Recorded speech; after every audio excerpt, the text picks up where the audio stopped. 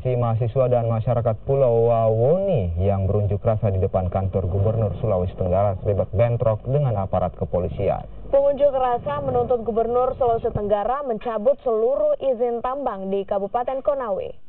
Awalnya unjuk rasa ini berjalan damai saat pengunjuk rasa melakukan orasi di depan kantor Gubernur Sulawesi Tenggara. Namun pengunjuk rasa kemudian mendesak masuk ke dalam kantor Gubernur. Aksi ini pun kemudian mendapat halangan dari aparat kepolisian yang mengakibatkan saling dorong tak terhindarkan.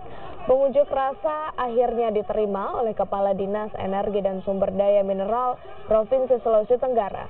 Namun usai menyampaikan aspirasinya, pengunjuk rasa yang hendak membubarkan diri kembali bentrok dengan aparat keamanan dan melempari polisi dengan batu serta kayu, sehingga aparat kepolisian terpaksa membubarkan aksi dengan semprotan air dan juga gas air mata.